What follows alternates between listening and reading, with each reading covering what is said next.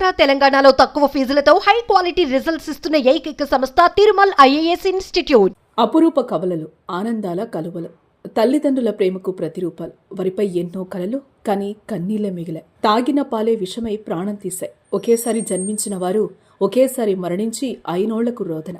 ఆప్తులకు తీరని వేదన మిగిల్చాయి.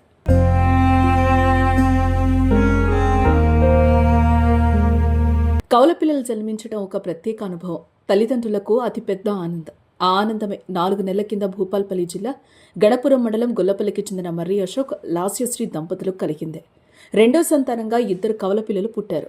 ఒకలాంటి ముఖాలు కలిగిన పాప, బాబు జన్మించడం ఎంతగానో సంతోషపడ్డారు.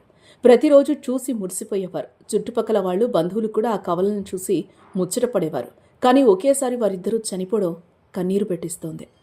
కాన్పు తర్వాత లాస్యశ్రీ పుట్టిల్లైన నగరపల్లిలో ఉంటుంది. 2 నెలలుగా కవలలకు పాలు పట్టేందుకు లాస్యశ్రీ ఒకే కంపెనీకి చెందిన పాల పౌడర్ ప్యాకెట్లు వాడుతోంది.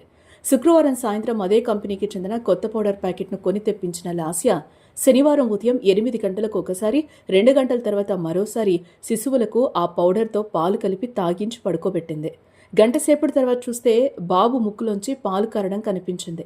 దీంతో బాబుని లేపగా కదల్లేదు. అటు పాపలో కూడా ఎటువంటి చలనం లేదు. దీంతో వెంటనే స్థానిక ఆర్ఎంపీ వైద్యుడి దగ్గరికి తీసుకెళ్లగా అక్కడ పిల్లలను పరిశీలించిన డాక్టర్ నాడి కొట్టుకోవడం లేదని చెప్పడంతో భూపాలపల్లికి తీసుకెళ్లారు.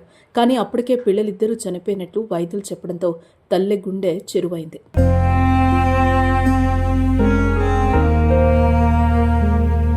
కవలలు పుట్టి వారు సంతోషంగా ఉండడంతో 4 నెలలుగా ఆనందంతో ఉన్న ఆ ఇంట ఆ 2 గుండెలు ఆగడంతో విషాదంలో కూరుకుపోయారు.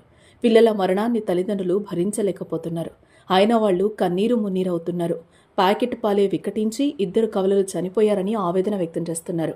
మరోవైపు పాల పౌడర్ డబ్బాపై ఎక్స్పైరీ డేట్ పరిశీలించగా ఈ ఏడాది ఆగస్టు వరకు ఉంది. తల్లిదండ్రుల ఆరోపణలతో పిల్లలకు ఉపయోగించిన ఆ పాల పౌడర్ను పరీక్షల కోసం పంపారు.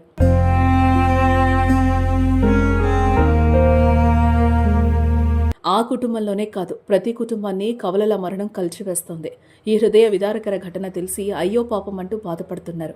మరి చిన్నారుల మృతికి పాల పౌడరే కారణమా, ఇంకేమైనా ఉందా అన్నది పరీక్షల్లో తేలనుంది.